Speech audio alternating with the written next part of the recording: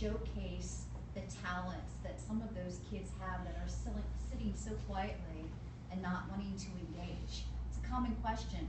How do we get those kids to engage that don't want to, that are normally shut down by those perfect students that are just like, get out of the way, I'll do it.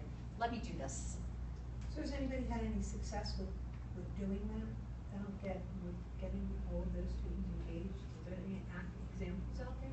Well, I shared in the previous session using TAC, which is a virtual bulletin board that's electronic with pictures, videos, maps, music, whatever else on. And when you take any type of content, whether it's math at a career center, and you can relate it to what they like, and they can show you their understanding of it. And again, everyone's showing something different, but they're all showing how it relates to them. To me, that's project-based learning. That it builds onto the next concepts, the next idea. So when we did agents of socialization, the next couple of weeks, then we talked about how the agents can cause conflicts among society. And so we just kept building on their previous work, made it ongoing. Now, clearly I'm still learning PBL, so I didn't have all of those components, or maybe even half of those components. But now next year, when I start the same type of lessons, I'll reflect on what I did, how I can tweak it. And I mentioned the building the trust. The first week of school, we used Google Forms, we share information on Google Classroom, and I set, basically, the way I do it is, I mentioned over there, I want students to comment on others' work, I want them to critique it. I always tell them, you'll see how when I give you feedback, I always start positive. If I meet with a student, a parent, I call a parent at home, you always start positive. And then you don't attack. You say, here's where we can improve. Or here's what I liked, but if I were doing it, maybe I would look at something like this, just a thought. So there's critical things, you can be critical without being hurtful. And I always say that when you comment and peer reflect, don't type anything that you wouldn't say in front of me in class.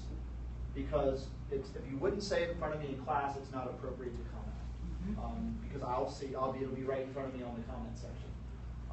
And you build that trust. As far as I give them flexibility. And if there is an issue, which knock on wood, I haven't had an issue yet of comments or inappropriate pictures or anything, but you deal with that situation.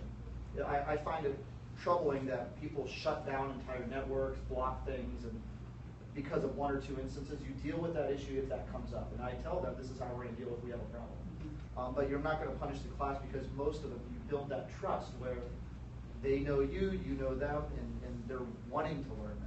And you brought out another point that I think is extremely important. With those success skills, we usually just take it for granted the kids already know what communicate. They know they're supposed to know how to communicate. They're supposed to know how to work together, and they really don't necessarily know how to do those things. So as educators, we come out of with a degree in education, and they taught us how to teach social studies and science and everything, but they didn't necessarily help us to learn how to teach those skills. So that's something also that there's a lot of resources on Buck Institute for Education, but it's really making sure that you teach them, you practice them, you give students opportunities to discuss them, which sounds like you do. You talk about them with them, those things, and then they get to practice them again. And eventually, you're going to assess them because they know they're going to be important in everything.